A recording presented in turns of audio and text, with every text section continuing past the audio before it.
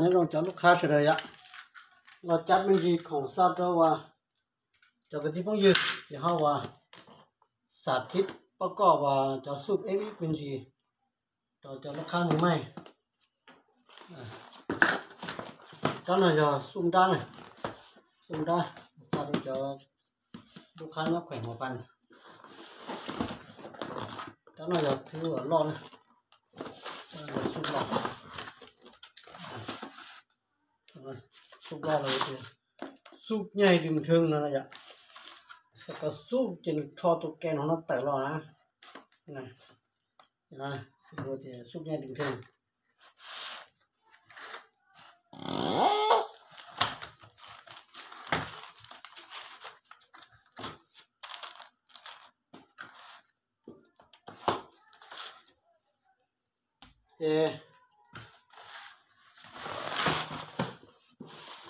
lúc nào nè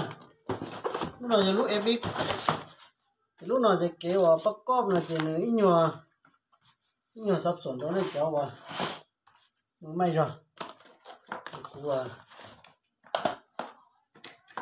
mua và sạch thịt thì cho nó sẽ này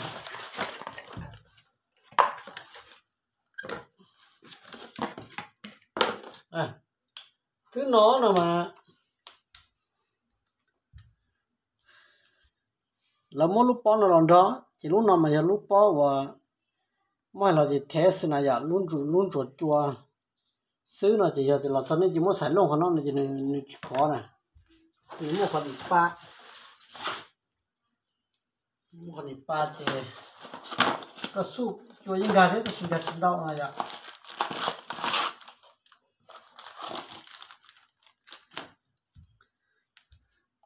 lý nó phần đó cho lúc khác này mà chỉ cái chuyện này chỉ lấy mua nó to nó này rồi à chuyện này mà lấy mua lúcหัว lo nó là to để nó cái đó này nên mà lấy mua nó nó chỉ thầu nó súp vô thầu chuôn đau lỡ nó chỉ nó đi ba nó này à chuyện này thì ô chả chỉ tao mà chỉ khó trăng thiệt gì này nó này nên tao lấy nó nhưng mà lúc nào lấy tao lúc nào giờ lúc test có cái số về cái bao để cho chỉ là chuyện gì lúc nào và chỉ tao nó thế này ạ nó chỉ hậu đó được khó lấy những chỉ tao giả tới xem mà thì lấy nó lấy nó nè thì lúc nó mà giờ có sử dụng hỏa lo là chỉว่าก็ต่อมอลูกหัวเมนเลตต์นะว่าลูกหัวเมนก็เร็วนัดต์จะก็มออีต่อลินอจะเราต่อแล้วนะมันเทเลขอจะสิป้า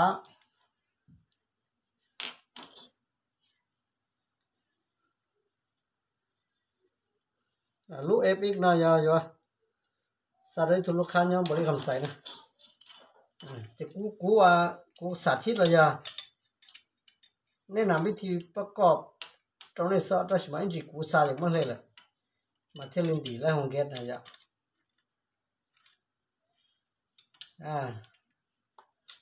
เนาะนั่นจะก็สีลูกหัวเมจะสีเลยจะก็จะสีนั่นจะก็แล้วมันเลยเตะนะจะเตียนดูขอหรือจีไลนะจะว่าก็แล้วสีเอาตัวก็เจนะอีตัวนั้นตัวนั้นมาที่ไรได้นะจะเตียนขอนะcái sĩ chỉ có lấy nó tờ cho thì có chỉ sĩ luôn mà nè tôi có sĩ này tôi có tứ đầu lũ hỏa và sẽ cái này nó phò nè nó sẽ này chỉ có sụp ra thì giờ có nhà sĩ lũ hỏa lo nó là chỉ lấy nó tờ lấy nó tờ chỉ muốn lo nó đốt trộn nó xem ạ chỉ nó sợ chỉ cần kia lúc nào lúc cũng bắt đầu lên này kìa nó này tôi xài lọt tướng của nó đó bây giờ thì này chỉ lấy lúc nào tớ nó chỉ không có số chân tao chỉ nó đi ba nè chỉ chỉ lấy chỉ tao lấy nó tớ nè lúc nào thì lúc họ test chuồn này nó xứ nó chỉ lấy nó tớ chỉ có mà lý vào có lên trọng chỉ trong trong thời giờ phần đó cho em biết mà lớn rút nó chia trong thời na chỉ là sao chỉ phần đó chỉ lý vào một to rồi lúc nào tới xem chỉ nè một cái lúc khác cái này vừa trả em biết là gì là cho nên chỉ tạo những cái công xe này ạ công xe đó chả là cho chỉ lại là tự bỏ là này thọc bảo đất chia này ạ thì cái trước tiên thì giờ nàyว่าthọ to sạch chia sẻ bây giờ thì chỉ lại đi chả bỏ thì nó là cũng khéo này còn chỉ những lò không ngàn lò đấy mà tới rồi cũng mua con phí pháp cha không ngàn nó là cũng bao nhiêu thế vậy nó cho cốt cài giờ thì chỉ tao bỏ khóc bỏ lấy chả nó thì khéo hay là chiên tao nấu lời nó thì cũng chỉ cả bỏ thế này chiên té lấy xa gì nấu còn nấu rồi thì là nếu cứ khi hấp bắp canh này giờ thì cũng chỉ hấp và bỏ ra chia theo là chỉ lọt cho giờ tao cốt cà còn xéo và còn số phan nè nè thì còn nó là chuyện rút lúc mông chứ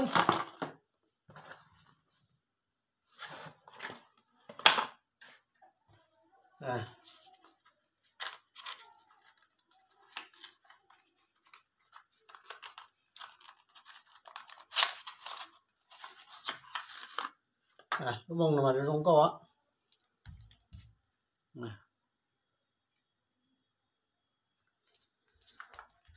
một chỉ con rốt nó thế chứ nhưng gì chứ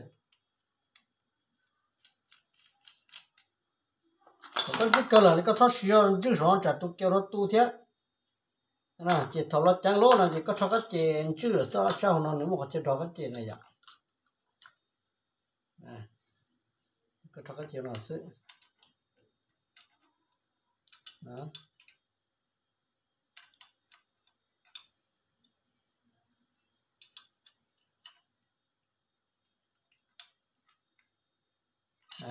con chưa có chẳng được sự nè chỉ tu chia tỏ cá nó mà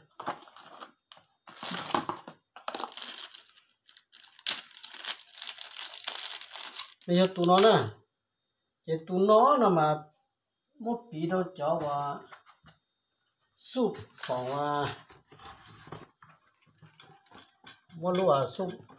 ra cái lúa súp lo nó cho là bịa rồi nè có thể chắc chắn là hắc xả tu nót nó còn nó sắp bóng á tu nót thứ và súp ép biết luôn nè thứ nó mà tu nót nó lo đua thì có một chỗ không số lo thì chỉ hậu nè tu nó mà nó hậu nó thứ mê thứ ra thứ lo thứ gì mà vậy ta chỉ lúc ép biết nó thì nó chỉ hậu lại còn nó xong này nó mê chắc lại chỉ lúc ép biết nó mà tao nó tu mới lúc vàng đó nó chỉ tu cá nó mà nó lo nè chỉ phải nhắm hắc xả lúc nào cho bông là chỉ mua nè nó không biết sao ngàn là chỉ nếu mua lon trò chứ nếu chỉ mua nó sửa mà thì giờ thì nếu bông lỡ là chỉ cứ lấy mùa hà không cưng lấy cưng là sao chỉ mua cho thì chỉ phải nhắm hắc xả lúc nào thọ tôi có súp ta John rong một cái rồi cọt trắng nó này còn đó chỉ biết thí là chỉ biết chỉ cá cờ này à, thì thật tiếng cả một giò hay rong chỉ để cho chơi thì thật chỉ nếu mà lên gì bông thế, đó chỉ rong nó sẽ tới sinh thiệt tới là chỉ mua nè, tới thì han chỉ mua, nè, chỉ là cứ nhớ đồ kỹ và lấy chỉ là rong tiền là chỉ nhận rong, nhận rong chữ trọng, còn trắng trọng này, bây giờ thì chỉ lên tới là mỗi ít nhiều ruộng mấy ai, cho là khi tổ đó nó là cũng hay rong dạ. Sắp phải biết nè, bây giờ cháu vào còn sum mê sum lo sum đá là chỉ mua bảo này mua lỏng này nó chưa mua đâu, chỉ sắp phải tụi em biết là mà nó chỉ mua này, để thiệt thì phải nhà hắc xạ, đó,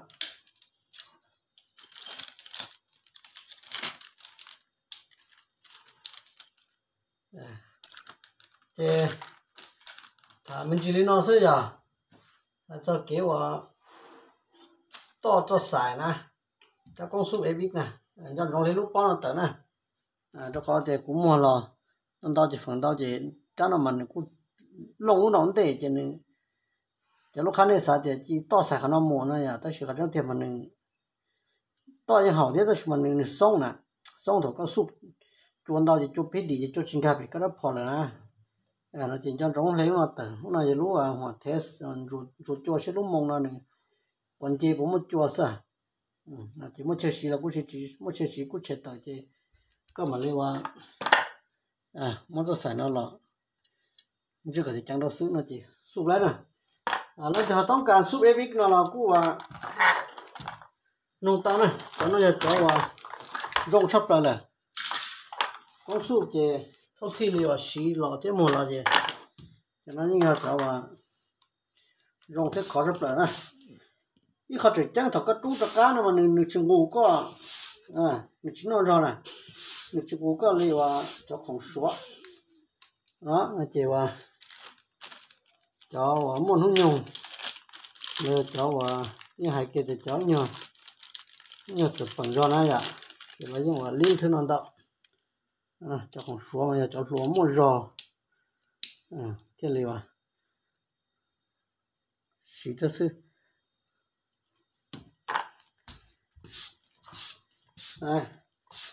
đó nó mà thầu các số mù như thầu cho nên đâu gì tới giờ số但是可是真要好头个煮着干了呀个煮着干了嘛你几么红过个那热的呢个煮着干的那个过松鼠东西个树个树了加他们难的这有一两是就树到有我跟姐不说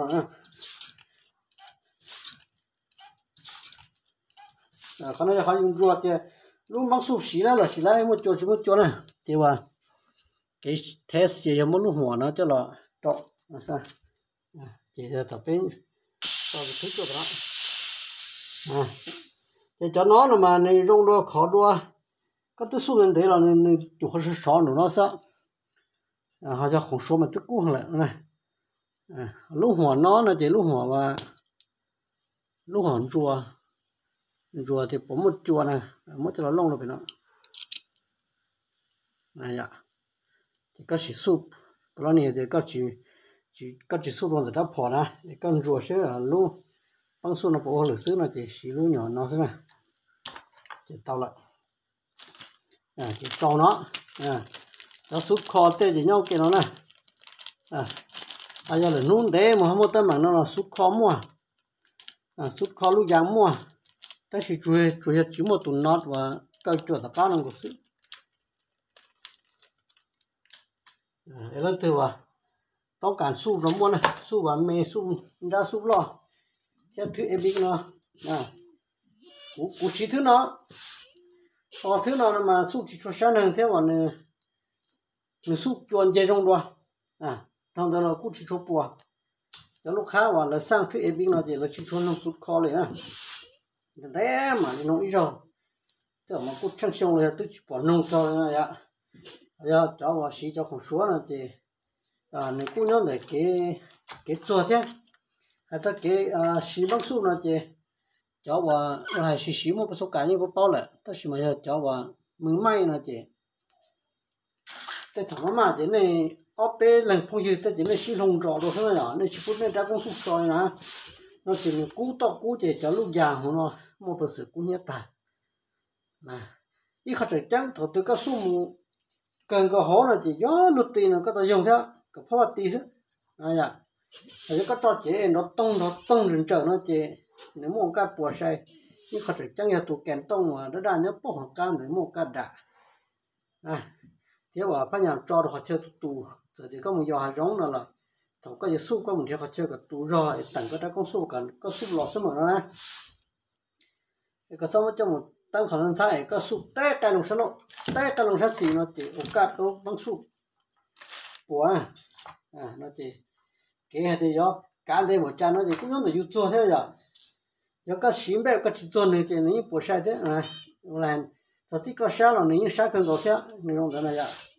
thì giờ thì dùng mà dùng ở bên làm công giờ dùng xí lồng trọ thôi chỉ cũng băng su trọ nó chỉ cú thật sự cái đồ nó cú gì sao họ mà cú hàng này nè nó chỉ nè cú thì dù lấy cú thế à dù lấy xa thì dù tao so thế nè cái tao so thế thì tối về nó chỉ ra con cái số đồ thế nó chỉ cho thì cái xí đi nó thì cú xí số bốn này thấy cũng hợp lý xí cú xí cho không số rồi nhưng chỉ số bốn cho họ thì cú xí à khó quen này thì nó cũng là xí cho em biết nó là chân sông nhưng chỉ bốn thế này nó chỉ không chỉ có cán đấy một trái cú nhón để cái xí là cái chỗ thế vậy để làm từ vào tóc cán thứ từ nó nông tao này su cú mua cho mẹ cho ra cho lo giờ lên cú hay rồi cho lo cho sao à bình thường rồi đấy cái su về cho tụ kèn đến đâu nó tạo số nó là gì một cái su nhà bình thường là vậy chỉ thứ lọ